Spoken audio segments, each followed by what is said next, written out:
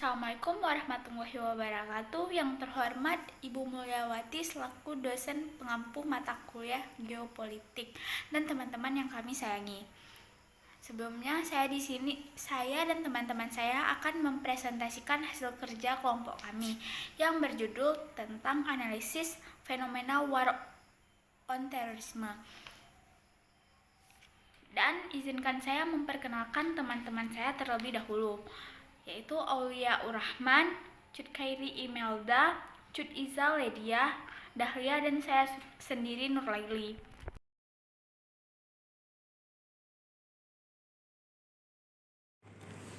Baik, terima kasih kepada moderator yang sudah memberikan saya sedikit waktu untuk penjelasan ini.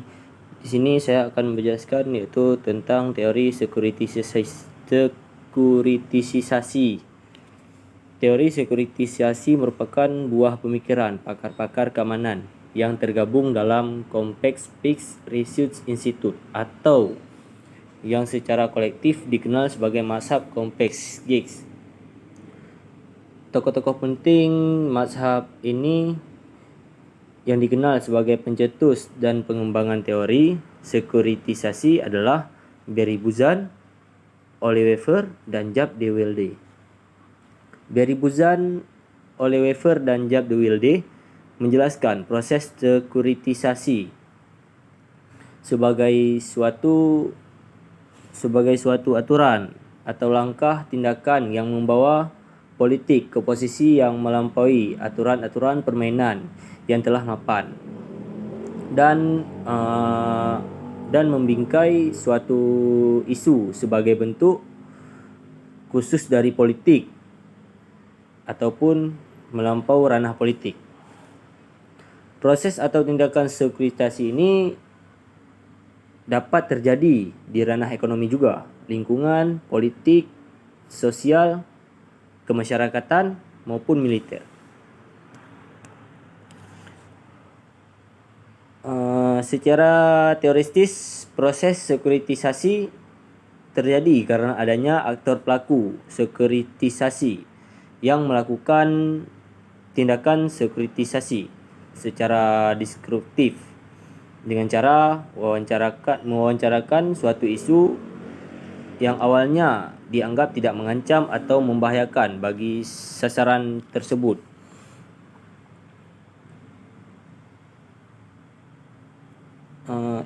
Isi dari spek Edge ini ialah adanya penekanan bahwa terdapat ancaman eksirisasi yang membahayakan kelangsungan suatu entitas ataupun objek yang dinilai untuk dipertahankan bagi target audiens, sehingga harus dilakukannya tindakan darurat yang mendesak agar kelangsungan referensi objek tersebut dapat diselamatkan. Namun persetujuan target audiens atas dilakukan suatu tindakan mendesak oleh security actors untuk menyelamatkan refleks objek dari ancaman yang menjadi faktor terpenting dan menentukan keberhasilan proses sekuritisasi tersebut.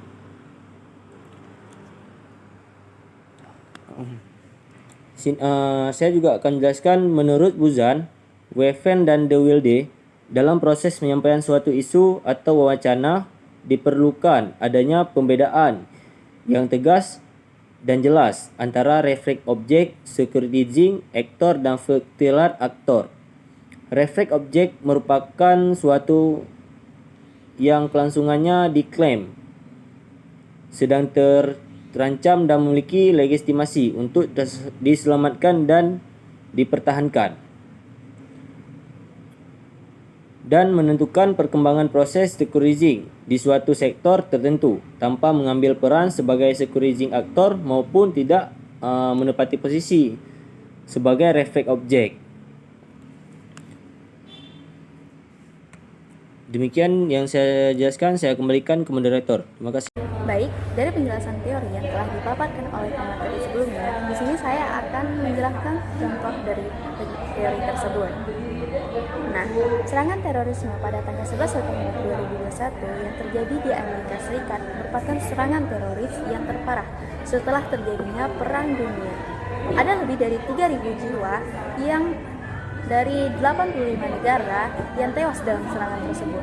Organisasi ekstremis Al-Qaeda dianggap sebagai pihak yang bertanggung jawab atas terjadinya serangan tersebut. Nah, di tanggal 17 September 2021, John Howard, Perdana Menteri Australia, pada saat itu mengumumkan secara resmi atas perang atas terorisme, perang terhadap terorisme karena serangan tersebut. Nah, sejak saat itu, ancaman terorisme itu menjadi isu yang terserius yang dianggap oleh pemerintah Australia. Penjelasan kronologinya seperti ini. Menara runtuh setelah terbakar selama 102 menit. Akibatnya ada lebih dari 1.600 orang yang tewas dalam menara tersebut. Pukul 5.45, para teroris yang akan membajak pesawat melewati pemeriksaan keamanan di Bandara Internasional Portland, Maine. Para teroris itu akan terbang dengan tujuan California setelah keberangkatan dari bandara Boston, Massachusetts, Newark, New Jersey, dan Washington DC di wilayah metropolitan. Teroris yang bernama Muhammad Atta dan Abdul Aziz Al-Omari naik menggunakan penerbangan komuter ke Bandara Internasional Boston Logan. Di sana mereka terhubung ke American Airlines Flight 11. Lalu terdapat ada 3 pembajak lainnya yang akan bergabung dengan Atta dan Al-Omari di penerbangan 11.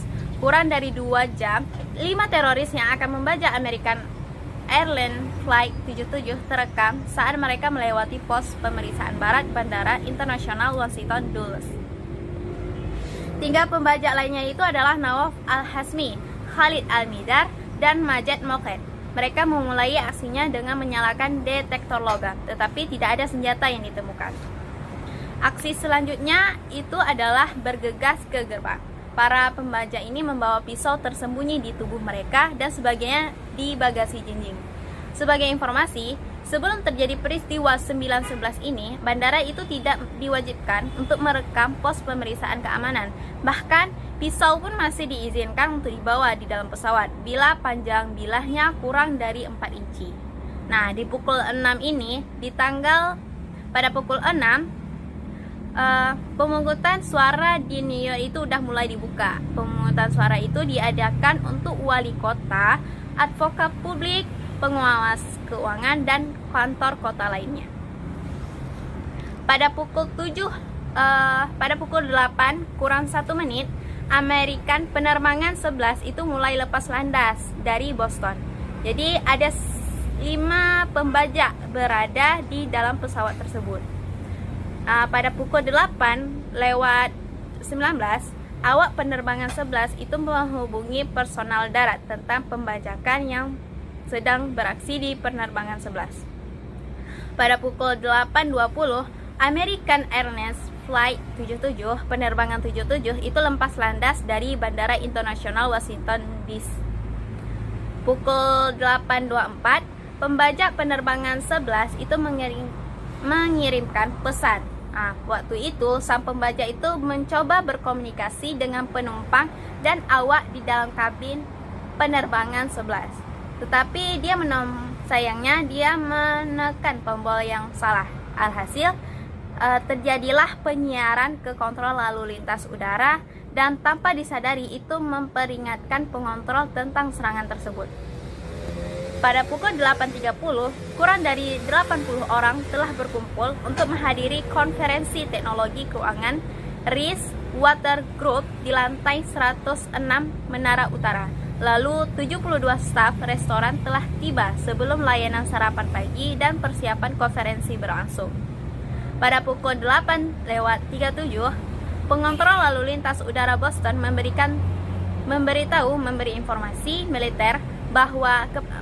informasi kepada militer bahwa pada saat itu Jet Air National Guard di Massachusetts dimobilisasi untuk mengikuti pesawat nomor penerbangan 11. Pukul 8:46, penerbangan 11 ini jatuh ke lantai 93 sampai 99 di menara sebelah utara gedung WTC. Pukul 8:50, Presiden George W. Bush diamankan. Namun penasehatnya menganggap hal tersebut hanya kecelakaan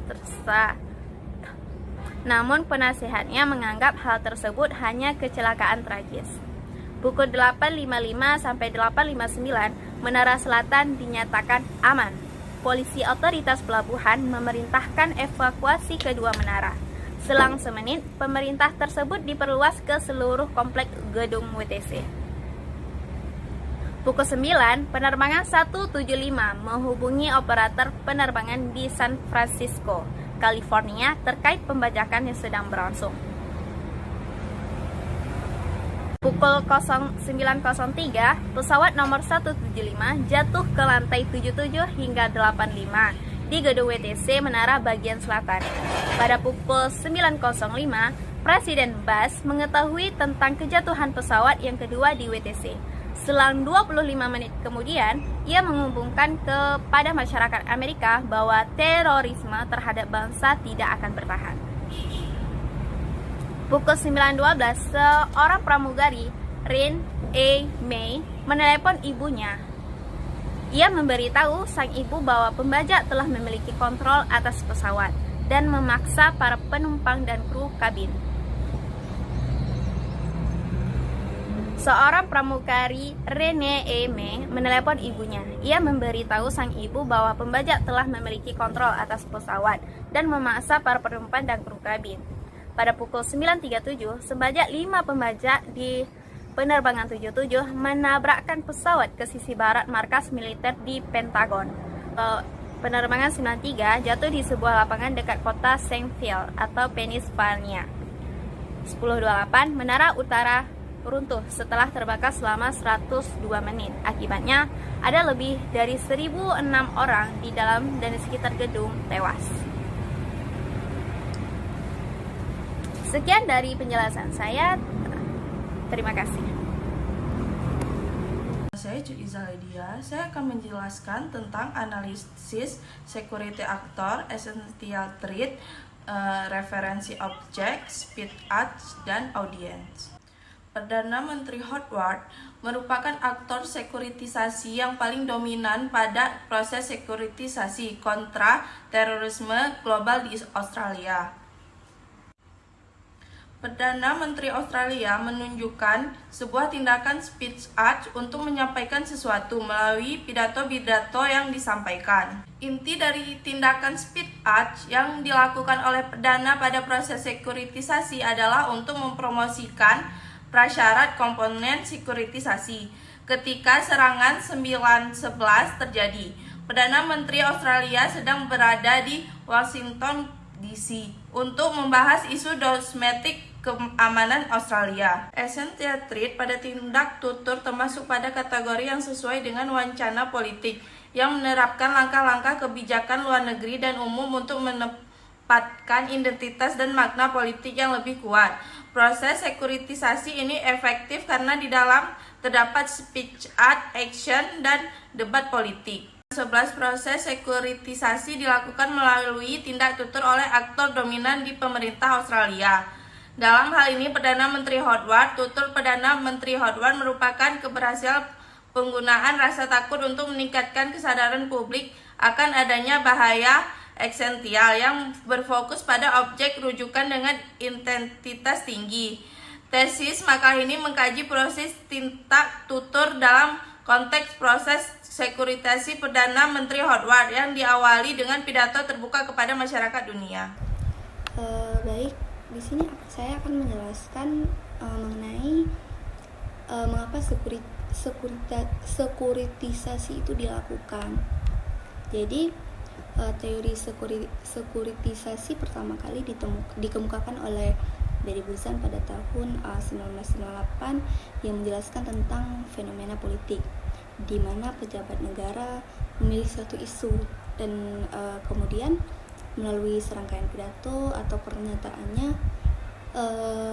membawa isu tersebut ke ranah keamanan dan mengidentifikasi sebagai ancaman keamanan,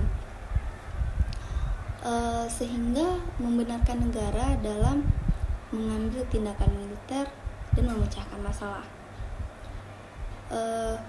Keadaan khusus dari ancaman keamanan membenarkan tindakan luar biasa untuk menghadapinya. Mengangkat masalah keamanan itu adalah kunci untuk melegitimasi penggunaan kekuatan militer. Tetapi secara umum sekuritisasi ini membuka jalan bagi negara untuk memobilisasi atau memperoleh kekuatan khusus untuk melawan ancaman yang ada. Secara tradisional, sekuritisasi dikatakan dengan mengatakan aman gitu. Perwakilan negara menyatakan keadaan darurat dan kemudian mengklaim hak untuk menggunakan segala cara yang diperlakukan untuk menghentikan ancaman. Jadi bisa kita bilang bahwa sekuritisasi itu merupakan bentuk ekstrim dari politisasi. Pembuat kebijakan nasional memiliki pilihan apakah misalnya ada pilihan apakah akan membiarkan masalah ini sendiri atau menanganinya sebagai kebijakan politik, atau dalam kasus yang paling ekstrim menyatakannya sebagai ancaman keamanan dan mengambil langkah di luar proses politik yang normal. Tindakan teroris seringkali dianggap sebagai ancaman nyata, sehingga sumber daya yang dikerahkan juga cukup sangat besar gitu, jauh lebih besar. Menurut Buzam, sekuritisasi itu bisa langsung dianalisis tanpa perlu indikator. Cara menganalisisnya adalah dengan mengkaji wacana dan pemandangan politik yang berkembang di balik kebijakan sekuritisasi. Jika ada perdebatan tentang prioritas dan urgensi ancaman, dan para pelaku dapat melanggar prosedur atau aturan yang seharusnya mereka patuhi, maka kita sedang menyaksikan kasus sekuritisasi. Itu menurut Buzan. Mungkin sekian penjelasan dari saya. Terima kasih. Baik, di sini saya akan menjelaskan tentang hasil kebijakan yang dikeluarkan. Pertama, Perdana Menteri Australia Hardwood adalah partisipan sekuritisasi terpenting dalam proses sekuritas anti-teroris global. Beliau menunjukkan tindakan speak out melalui pidatonya. Speak out sendiri itu bergantung pada bahasa seseorang yang menggunakannya dan juga bagaimana cara seseorang menyampaikan hal tersebut. Jika itunya bagus, membuat karakter dan tindakan yang dilakukan secara sebentar dan juga tidak selalu dalam jangka waktu yang lama. Baik, proses sekuritisasi juga sangat didukung dengan adanya momentum dan bantuan dari media untuk mendorong proses sekuritisasi terutama dalam tahapan speak out. Peran media Australia saat itu sangat mempengaruhi masyarakat dalam menyatakan pilihan politiknya, terutama mereka yang memiliki kepentingan politik dan kesadaran politik atas adanya isu internasional. Pada akhirnya, pilihan politik tersebut diberikan pada aktor yang mendukung terjadinya proses sekuritas isu terorisme global pasca 2001.